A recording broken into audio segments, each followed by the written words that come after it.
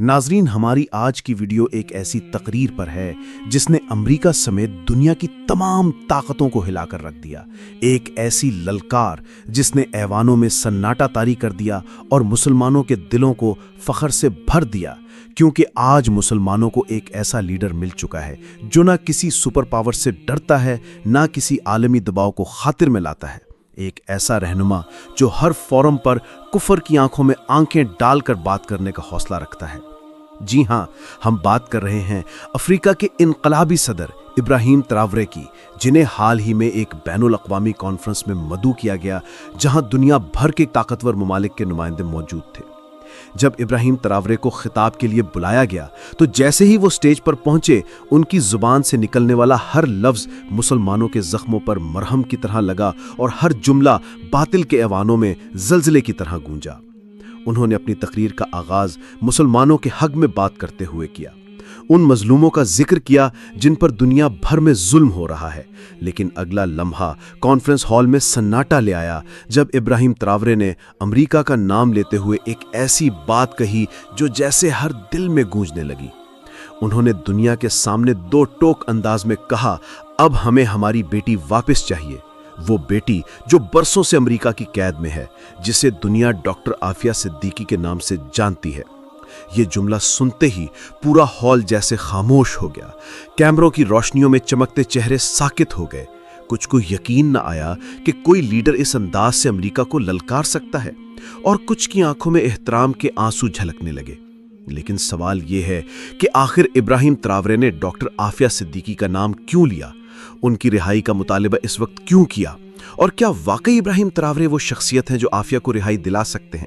یہ سب جاننے سے پہلے ہمیں ڈاکٹر عافیہ صدیقی کی تاریخ پر بات کرنی ہوگی کہ آخر وہ کون سا گناہ تھا جس کی وجہ سے انہیں سزا ہوئی، اور آخر امریکہ اس ایک عورت سے اتنا خوفزدہ کیوں ہے؟ دوستو، ڈاکٹر عافیہ صدیقی کی کہانی کسی عام پاکستانی عورت کی کہانی نہیں ہے۔ وہ کوئی مدرسے سے نہیں پڑھی، بلکہ ان کا شمار دنیا کے ذہین ترین لوگوں میں ہوتا تھا۔ انہوں نے امریکہ کی مشہور ترین یونیورسٹی میساچوسیٹس انسٹی آف ٹیکنالوجی MIT سے نیورو سائنس میں ڈگری حاصل کی، اور پھر اسی مضمون میں PhD بھی مکمل کی۔ یہ وہ یونیورسٹی ہے جہاں دنیا کے قابل ترین دماغ پڑھنے جاتے ہیں۔ ان کی بہن ڈاکٹر فوزیہ صدیقی بھی ہارورڈ یونیورسٹی سے پڑھی ہوئی ہیں۔ تو سب سے پہلی حیرانی کی بات یہی ہے کہ ایک اتنی پڑھی لکھی اور قابل خاتون، جسے امریکی میڈیا بعد میں القاعدہ کی ماں کہنے لگا، آخر اس مقام تک کیسے پہنچی؟ تو دراصل 9/11 کے حملوں کے بعد امریکہ میں حالات بہت بدل چکے تھے۔ ہر طرف خوف اور شک کا ماحول تھا۔ امریکی خفیہ ایجنسیاں، خاص طور پر CIA اور FBI، ہائپر ایکٹیو ہو چکی تھیں اور ہر مشکوک سرگرمی پر نظر رکھے ہوئی تھیں۔ 2002 میں ڈاکٹر عافیہ اور ان کے شوہر ڈاکٹر امجد خان نے امریکہ میں کچھ خریداری کی۔ یہ کوئی عام خریداری نہیں تھی۔ انہوں نے تقریباً $10,000 کا سامان خریدا، جس میں رات کو دیکھنے والی دوربینیں، بلٹ پروف جیکٹس اور بم بنانے کے طریقوں پر لکھی گئیں کتابیں شامل تھیں۔ جب امریکی ایجنسیوں کو اس کا علم ہوا تو وہ فوراً ان کے گھر پہنچ گئیں اور پوچھ گچھ شروع کر دی۔ عافیہ اور ان کے شوہر نے بتایا کہ انہیں شکار کا شوق ہے، اس لیے یہ سامان خریدا ہے۔ ایجنسیوں نے انہیں کہا کہ ٹھیک ہے، آپ ہماری نظر میں رہیں گے۔ یہ واقعہ ایک بہت بڑا ریڈ فلیگ تھا، یعنی خطرے کی گھنٹی بج چکی تھی۔ اس واقعے کے فوراً بعد ڈاکٹر عافیہ اپنے بچوں کے ساتھ پاکستان واپس آ گئیں۔ کچھ مہینے یہاں گزارنے کے بعد وہ دوبارہ نوکری کی تلاش میں امریکہ گئیں۔ وہاں انہوں نے ایک اور ایسا کام کیا جس نے شکوک و شبہات کو مزید گہرا کر دیا۔ انہوں نے اپنے شوہر کے کہنے پر ماجد خان نامی ایک شخص کے نام پر ایک پوسٹل باکس کھلوایا۔ ماجد خان القاعدہ کا ایک کارکن تھا اور اس پر امریکہ میں پیٹرول پمپس کو اڑانے کی منصوبہ بندی کا الزام تھا، لیکن عافیہ اس بات سے باخبر تھیں، لہٰذا وہ مزید شک کی نظر میں آ گئیں۔ اسی دوران ڈاکٹر عافیہ کی ذاتی زندگی میں بھی بڑی تبدیلیاں آ رہی تھیں۔ انہوں نے اپنے شوہر ڈاکٹر امجد خان کو طلاق دے دی۔ اس طلاق کے صرف 6 مہینے بعد یہ الزام سامنے آیا کہ انہوں نے عمار البلوچی سے شادی کر لی ہے۔ عمار البلوچی کوئی عام شخص نہیں تھا، بلکہ وہ 9/11 حملوں کے ماسٹر مائنڈ خالد شیخ محمد کا بھتیجا تھا۔ یہ دعویٰ ایک مشہور برطانوی صحافی ڈکلن والش نے اپنی ایک رپورٹ میں کیا تھا۔ جب والش نے عافیہ کے خاندان سے اس شادی کے بارے میں پوچھا تو انہوں نے اس سے صاف انکار کر دیا، لیکن والش کا کہنا ہے کہ عمار البلوچی کے خاندان نے اس بات کی تصدیق کی کہ یہ شادی کراچی میں ہوئی تھی۔ ڈاکٹر عافیہ کے سابق شوہر امجد خان نے بھی کچھ چونکا دینے والے بیانات دیے۔ انہوں نے کہا کہ میں عافیہ کی پرتشدد شخصیت اور دہشت گردی کی سرگرمیوں میں اس کی دلچسپی سے واقف تھا۔ امجد خان کے مطابق عافیہ شادی کے کچھ عرصے بعد ہی ان پر بوسنیا اور افغانستان جانے کے لیے دباؤ ڈالنے لگی تھی، کیونکہ ان کا ماننا تھا کہ وہاں مسلمانوں پر ظلم ہو رہا ہے اور ہمیں ان کی مدد کے لیے جانا چاہیے۔ جب امجد خان نے انکار کیا تو ان کے درمیان جھگڑے بڑھ گئے، یہاں تک کہ نوبت ہاتھا پائی تک پہنچ گئی۔ امجد خان کے مطابق طلاق کی اصل وجہ یہی تھی کہ عافیہ ہر حال میں امریکہ کے خلاف جنگی محاذوں پر جانا چاہتی تھیں، اور یہ سراسر ڈاکٹر عافیہ صدیقی پر ایک الزام تھا۔ اس کے بعد 2003 سے لے کر 2008 تک کے یہ 5 سال ڈاکٹر عافیہ کی زندگی کے سب سے دردناک سال بنا دیے گئے، کیونکہ امریکی ایجنسیوں نے 2003 میں القاعدہ کے انتہائی مطلوب افراد کی فہرست میں ڈاکٹر عافیہ کا نام شامل کر دیا تھا۔ عافیہ صدیقی کے بارے میں جو فرضی کہانی بنائی گئی تھی، اس کے مطابق عافیہ گرفتاری سے بچنے کے لیے ان 5 سالوں میں روپوش رہیں اور ایک جگہ سے دوسری جگہ بھاگتی رہیں۔ انہی سالوں میں دوسری کہانی یہ بتائی گئی جو زیادہ مشہور بھی ہے اور پاکستان میں زیادہ تر لوگ اسی پر یقین بھی رکھتے ہیں، وہ یہ تھی کہ 2003 میں ڈاکٹر عافیہ کو ان کے 3 بچوں سمیت کراچی سے اغوا کر کے افغانستان کی بدنام زمانہ جیل بگرام میں قید کر دیا گیا تھا، جہاں ان پر شدید تشدد کیا گیا۔ ایک برطانوی صحافی یاوان ریڈلی نے بھی اس بات کی تصدیق کی ہے کہ بگرام جیل میں ایک ایسی خاتون قیدی تھی جسے گرے لیڈی آف بگرام کہا جاتا تھا، اور وہ شاید ڈاکٹر عافیہ ہی تھیں۔ لیکن یہاں ایک اور الجھن پیدا ہوتی ہے۔ ڈاکٹر عافیہ کے اپنے چچا شمس الحسن فاروقی نے ڈیکلن والش کو بتایا کہ عافیہ 2008 میں ان سے اسلام آباد میں ملنے آئی تھیں۔ اگر وہ 2003 سے بگرام جیل میں قید تھیں تو 2008 میں اسلام آباد میں اپنے چچا سے کیسے مل سکتی تھیں؟ یہ ایک ایسا سوال ہے جس کا آج تک کوئی واضح جواب نہیں مل سکا۔ شمس الحسن کے مطابق عافیہ نے ان سے مدد مانگی تھی کہ وہ انہیں افغانستان کا بارڈر پار کرنے میں مدد کریں، کیونکہ وہ سمجھتی تھیں کہ وہ طالبان کے ہاتھوں میں زیادہ محفوظ رہیں گی۔ جولائی 2008 میں ڈاکٹر عافیہ کو افغانستان کے شہر غزنی سے افغان پولیس نے گرفتار کیا۔ گرفتاری کے وقت ان کے پاس سے جو سامان ملا اس نے پورے کیس کو مزید پیچیدہ بنا دیا۔ ماہرین کے مطابق یہ سامان بھی عافیہ کو ملزم بنانے کے لیے خود رکھا گیا تھا۔ ان کے بیگ سے سوڈیم سائنائڈ، ایک ناحق خطرناک زہر، بم بنانے کے تفصیلی خاکے اور کیمیکل فارمولے، امریکہ کی مشہور عمارتوں جیسے امپائر اسٹیٹ بلڈنگ اور اسٹیچو آف لبرٹی کے نقشے، ایک 10-12 سال کا لڑکا بھی ان کے ساتھ تھا جس کے بارے میں کہا جاتا ہے کہ وہ ان کا بیٹا تھا۔ امریکی حکام کے مطابق جب امریکی فوجی اور FBI ایجنٹ ان سے پوچھ گچھ کرنے کے لیے کمرے میں داخل ہوئے تو ڈاکٹر عافیہ نے زمین پر پڑی ایک امریکی فوجی کی M4 رائفل اٹھائی اور ان پر فائرنگ کر دی۔ جوابی فائرنگ میں ایک گولی عافیہ کے پیٹ میں لگی اور وہ شدید زخمی ہو گئیں۔ لیکن آپ کو بتاتے چلیں کہ جب اس سارے معاملے کی رپورٹ سامنے آئیں تو عافیہ کی فائرنگ سے کوئی بھی امریکی فوجی زخمی نہیں ہوا اور نہ ہی انہوں نے کسی کو قتل کیا۔ اس کے علاوہ ان کے پاس سے ملنے والے مواد کی بنیاد پر ان پر کوئی بم دھماکہ کرنے کا الزام بھی ثابت نہیں ہوا۔ اس کے باوجود ان پر اقدام قتل کا مقدمہ چلایا گیا، وہ بھی افغانستان میں نہیں بلکہ امریکہ لے جا کر۔ یہ بین الاقوامی قانون کی خلاف ورزی تھی، کیونکہ جرم اگر افغانستان میں ہوا تھا تو مقدمہ بھی وہیں چلنا چاہیے تھا۔ مقدمے کے دوران کیا ہوا؟ ڈاکٹر عافیہ کا رویہ عدالت میں بھی بہت غیر معمولی رہا۔ انہوں نے پہلے امریکی حکومت کی طرف سے فراہم کردہ وکلا کو مسترد کر دیا۔ جب پاکستانی حکومت نے لاکھوں ڈالر خرچ کر کے وکیل بھیجے تو انہوں نے ان کے ساتھ بھی تعاون کرنے سے انکار کر دیا۔ وہ اکثر عدالت میں چیخنا شروع کر دیتیں اور کہتیں کہ یہ مقدمہ ایک ڈرامہ ہے اور وہ اس کا حصہ نہیں بنیں گی۔ جب ان کے دماغی معائنے کی کوشش کی گئی تو انہوں نے اس سے بھی انکار کر دیا، کیونکہ اس کے لیے انہیں بے لباس کیا جاتا تھا جسے وہ اپنی توہین سمجھتی تھیں۔ ان کے اس عدم تعاون کی وجہ سے جوری ان کے خلاف ہو گئی اور انہیں اقدام قتل اور دیگر الزامات میں مجرم قرار دے کر 86 سال قید کی سزا سنا دی۔ یہ سزا بہت سے لوگوں کے نزدیک انتہائی غیر منصفانہ ہے، کیونکہ انہوں نے کسی کو قتل نہیں کیا تھا اور نہ ہی کوئی امریکی فوجی ان کی وجہ سے زخمی ہوا تھا۔ آج ڈاکٹر عافیہ صدیقی امریکہ کی ایک جیل میں قید ہیں اور ان کی کہانی پاکستان میں ایک سیاسی اور مذہبی علامت بن چکی ہے۔ ایک طبقہ انہیں قوم کی بیٹی اور اسلام کی ہیروئن سمجھتا ہے، جنہیں امریکہ نے اسلام دشمنی کی وجہ سے قید کیا ہوا ہے۔ دوسرا طبقہ ڈیکلن والش اور دیگر صحافیوں کی رپورٹس اور ان کے سابق شوہر اور چچا کے بیانات کی روشنی میں یہ سمجھتا ہے کہ وہ واقعی انتہا پسندانہ نظریات رکھتی تھیں اور دہشت گردی کی سرگرمیوں میں ملوث تھیں۔ لیکن حقیقت یہی ہے کہ یہ سب ان پر الزام تراشی کی گئی تاکہ اس کے شوہر جو اصل میں مجرم تھا اسے CIA سے بچایا جا سکے۔ لیکن دوستو، اس ساری حقیقت کے باوجود جہاں دنیا بھر کے طیب اردغان، محمد بن سلمان اور دیگر وہ نامور مسلمان حکمران جو امت مسلمہ کے رہنما کہلاتے ہیں کبوتر کی طرح آنکھیں بند کیے بیٹھے رہے، وہیں ایک نوجوان بہادر اور غیرت مند افریقی صدر ابراہیم تراورے اٹھا اور اس نے دنیا کے سب سے طاقتور ملک امریکہ کو کھلے عام للکارا۔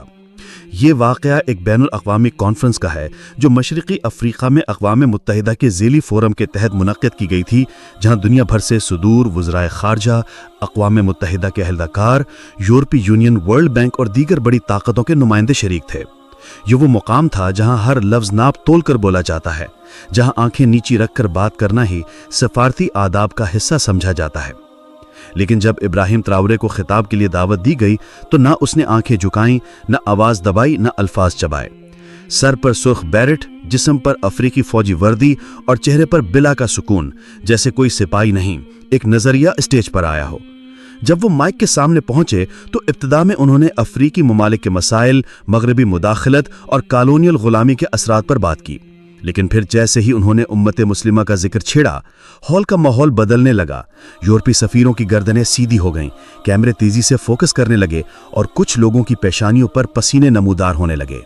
پھر وہ لمحہ آیا جس نے پورے ہال کو ساکت کر دیا۔ جی ہاں، ابراہیم تراورے نے بلند آواز میں کہا، جو امریکہ خود کو سپر پاور کہتا ہے، وہ آخر ایک تنہا لیڈی سے اتنا خوف زدہ کیوں ہے؟ آخر وہ عورت کون ہے جسے آج بھی سلاخوں کے پیچھے انتہائی سیکیورٹی میں بند رکھا گیا ہے؟ ہم اس بیٹی کو واپس مانگتے ہیں، وہ بیٹی جسے دنیا ڈاکٹر عافیہ صدیقی کے نام سے جانتی ہے۔ بس دوستو، یہ جملہ گونجا تو نہ صرف کانفرنس ہال خاموش ہو گیا بلکہ پورے سوشل میڈیا پر آگ کی طرح پھیل گیا۔ یہ کوئی جذباتی مقرر کا نعرہ نہیں تھا، یہ ایک صدر کی آواز تھی جو مکمل ریاستی حیثیت سے دنیا کی بڑی طاقت کو چیلنج دے رہا تھا۔ ابراہیم تراورے نے صرف یہ نہیں کہا کہ ہمیں ہماری بیٹی واپس دو، بلکہ انہوں نے دنیا کو یہ سوچنے پر مجبور کر دیا کہ کیا واقعی ایک پڑھی لکھی، نہتی، باحجاب مسلم عورت اتنی خطرناک ہے، یا پھر وہ امریکہ کے جھوٹ اور دوگلے نظام کی سب سے بڑی گواہی ہے جسے ہمیشہ کے لیے خاموش رکھنا ضروری سمجھا گیا۔ یہ وہ لمحہ تھا جب امت کی نظریں تراورے کی طرف اٹھیں، کیونکہ باقی سب تو برسوں سے صرف خاموش تماشائی بنے ہوئے تھے۔ ناظرین، جیسے ہی ابراہیم تراورے نے عافیہ صدیقی کا نام لے کر امریکہ کو للکارا، وہ ویڈیو صرف ایک سٹیج پر نہیں رکی بلکہ لمحوں میں پورے سوشل میڈیا پر پھیل گئی۔ ٹویٹر، انسٹاگرام، فیس بک، یوٹیوب، ہر جگہ بس ایک ہی بات ہو رہی تھی کہ کیا واقعی ایک افریقی صدر نے امریکہ کو ڈاکٹر عافیہ صدیقی کی رہائی کا مطالبہ کیا ہے؟ دنیا حیران تھی، لیکن امت مسلمہ کا دل دھڑک اٹھا۔ برسوں سے جو موضوع صرف چند کارکنوں، مظاہروں اور دعاؤں تک محدود تھا، اب وہ ایک عالمی فورم پر گونج چکا تھا۔ پاکستان، ترکی، ایران، ملیشیا، انڈونیشیا، یہاں تک کہ یورپ اور امریکہ میں رہنے والے مسلمانوں نے ابراہیم تراورے کو اپنا ہیرو قرار دینا شروع کر دیا۔ ٹویٹر پر ٹرینڈز چلے، کچھ نوجوانوں نے ابراہیم تراورے کی ویڈیو پر روتے ہوئے رد عمل دیے، کچھ نے دعاؤں کے پوسٹرز لگائے اور کئی لوگوں نے پہلی بار عافیہ صدیقی کے بارے میں جانا۔ کئی لوگوں نے لکھا، ہمیں وہی لیڈر چاہیے جو صرف اپنے ملک کے لیے نہیں، امت کی بیٹیوں کے لیے بھی کھڑا ہو سکے۔ لیکن ناظرین، جس طرح یہ للکار امت کے دل میں خوشی کی چنگاری تھی، وہیں مغرب کے ایوانوں میں یہ ایک جھٹکا تھا۔ امریکی میڈیا نے فوری طور پر اس بیان کو جذباتی سیاست قرار دیا۔ کچھ تجزیہ کاروں نے کہا، ابراہیم تراورے خود کو اسلامسٹ لیڈر کے طور پر پیش کر رہے ہیں تاکہ مسلمانوں کی ہمدردی حاصل کر سکیں، لیکن وہ خود بھی جانتے تھے کہ اس بار بات صرف سیاسی فائدے کی نہیں بلکہ ضمیر کی آواز تھی۔ امریکی دفتر خارجہ نے اس بیان پر کوئی تبصرہ کرنے سے انکار کر دیا، لیکن اندرون خانہ یہ خبر آگ کی طرح پھیلی۔ کچھ رپورٹس کے مطابق امریکی سینٹ میں کچھ ارکان نے تراورے کے بڑھتے عالمی اثر پر بحث کی۔ اسی دوران ڈاکٹر فوزیہ صدیقی نے پاکستان میں ایک نجی چینل پر انٹرویو دیتے ہوئے کہا، میں برسوں سے اپنی بہن کے لیے چیخ رہی ہوں، لیکن آج پہلی بار مجھے لگا کہ کوئی لیڈر واقعی ہماری بات سن رہا ہے۔ ناظرین، اب سوال یہ ہے کہ کیا ابراہیم تراورے صرف ایک جذباتی تقریر کر کے بیٹھ جائیں گے، یا وہ واقعی ڈاکٹر عافیہ صدیقی کو رہا کروانے کے لیے عملی قدم بھی اٹھا سکتے ہیں؟ کیا ایک افریقی ملک جو ابھی نو آبادیاتی نظام سے آزادی کی راہوں پر گامزن ہوا ہے، دنیا کی سب سے بڑی سپر پاور کے سامنے کچھ کر بھی سکتا ہے؟ یہ سوال ہر اس شخص کے ذہن میں پیدا ہوا ہے جس نے تراورے کی تقریر دیکھی۔ जिसने आफिया का केस सुना और जो बरसों से सिर्फ इंतजार में है। सबसे पहले हमें यह समझना होगा कि इब्राहिम तरावरे सिर्फ एक सदर नहीं, वो एक इनकलाबी लीडर हैं जो मगरिबी गुलामी के खिलाफ खड़े हुए, फ्रांसीसी अफवाज को मुल्क से निकाला, बैरूनी सफारत खानों की इजारादारी खत्म की और अपनी मईशत को आज़ाद करने का फैसला किया। ये सब वो काम है जो आज की दुनिया में शायद ही कोई मुसलमान लीडर करने का हौसला रखता हो। जब तरावरे ने डॉक्टर आफिया सिद्दीकी का नाम लिया तो उन्होंने सिर्फ एक मुतालिबा नहीं किया, उन्होंने एक पैगाम दिया कि वो उन मजलूमों के लिए भी खड़े हैं जिन्हें उनके अपने हुक्मरान भूल चुके हैं। लेकिन क्या वो रिहाई के लिए अमली इकदाम उठा सकते हैं? इसका जवाब है जी हां, मुमकिन है। तरावरे की हुकूमत ने हाल ही में रूसी क़यादत, ईरानी नुमाइंदों और दीगर मुस्लिम रियासतों से सफारती रवाबित मजबूत की हैं। अगर वो इन ताल्लुकात को इस्तेमाल करते हुए आफिया के लिए मुत्तहिदा इस्लामी आवाज़ पैदा करे तो अमरीका पर दबाव डाला जा सकता है, ख़ास तौर पर उस वक्त जब अमरीका अपनी आलमी साख बचाने की कोशिश कर रहा है। मजीद ये कि पाकिस्तानी हुकूमत अगर तरावरे के साथ मिलकर आलमी सतह पर डॉक्टर आफिया की रिहाई के लिए मुश्तरका मुतालिबा करे तो अमरीका को जवाब देना पड़ेगा। वही अमरीका जो इंसानी हकूक़ का अलमबरदार बनता है, वो कैसे एक बेगुनाह खातून को सलाखों के पीछे रखने का जवाब देगा। लेकिन सबसे बड़ी ताकत हमारी आवाज़ है। अगर उम्मत मुस्लिमा जाग गई, अगर हर मुसलमान नौजवान सोशल मीडिया पर अपने हलकों में, मसाजिद में और जलसों में आफिया का नाम लेना शुरू कर दे तो दुनिया की कोई ताकत हमें रोक नहीं सकती। इब्राहिम तरावरे ने दरवाज़ा खोला है, अब ये फैसला उम्मत के पास है कि वो सिर्फ तालियां बजाएगी या उस दरवाजे से कदम रखकर अपनी बेटी को वापस लाएगी। नाजरीन, डॉक्टर आफिया सिद्दीकी की कहानी सिर्फ एक कैदी की कहानी नहीं, ये एक उम्मत की गैरत का वो आईना है जिसमें हम सब का असल चेहरा साफ नजर आता है। कभी हम इस बेटी के लिए सड़कों पर निकले थे, बैनर उठाए, नारे लगाए, आंखों में आंसू लिए, लेकिन फिर हम थक गए, सुस्त पड़ गए और दुनिया की मसरूफियात में उलझकर अपनी बेटी को भूल गए। और उधर वो बेटी जो अब भी किसी अंधेरे कमरे में कैद है, जिसे न दिन का पता है न रात का, जिसके बेटे अहमद को जब माँ की तस्वीर दिखाई गई तो उसने बस इतना कहा था कि ये मेरी अम्मी हैं, लेकिन मुझे तो याद ही नहीं वो कैसी लगती थीं। सोचें, एक बेटे को अपनी माँ का चेहरा याद नहीं, एक माँ अपने बच्चों की आवाज़ बरसों से नहीं सुन पाई, और एक बहन हर जुमे को बहन की वापसी के लिए दुआ करती है, लेकिन उसका दरवाज़ा अब भी बंद है। हमने सिर्फ आफिया को कैद नहीं होने दिया, हमने अपनी गैरत, अपने ईमान और अपनी इज्तिमाई जिम्मेदारी को भी कैद होने दिया। हमने जालिम से दोस्ती रखी और मजलूम को भुला दिया। लेकिन अब उम्मीद की एक नई किरण पैदा हुई है। इब्राहिम तरावरे जैसे लीडर सिर्फ तकरीरें नहीं करते, वो तारीख बनाते हैं। उन्होंने वो सवाल पूछा है जिसे हम सब भूल चुके थे कि क्या वाकई एक औरत, एक मुसलमान, एक माँ इतनी खतरनाक हो सकती है कि उसे 86 साल कैद दी जाए? ये सवाल अब सिर्फ अमेरिका से नहीं, ये सवाल अब हम सब से भी है। तो आइए नाजरीन, हम वादा करें कि हम आफिया को नहीं भूलेंगे, हम उसके लिए आवाज़ उठाएंगे, हम हर लीडर से सवाल करेंगे, हम सोशल मीडिया पर उसका नाम जिंदा रखेंगे, हम अपने बच्चों को उसकी कुर्बानी सिखाएंगे। क्योंकि अगर हम आज खामोश रहे तो कल जब हमारी बेटियां पुकारेंगी तो सुनने वाला कोई नहीं होगा। दोस्तों, अगर आप भी समझते हैं कि डॉक्टर आफिया सिर्फ एक कैदी नहीं बल्कि एक उम्मत की बेटी है, तो आज ही अपने दिल से, अपनी ज़बान से और अपने अमल से उसकी रिहाई के लिए आवाज़ बुलंद करें, क्योंकि शायद अब वक्त आ गया है उस कैद का दरवाज़ा खोलने का। ये थी हमारी आज की वीडियो। आपको ये वीडियो कैसी लगी कमेंट बॉक्स में लाजमी बताएं, और मज़ीद इसी तरह की इंटरेस्टिंग वीडियोज़ के लिए हमारे चैनल को ज़रूर सब्सक्राइब करें। अगली वीडियो आने तक अल्लाह निगहबान।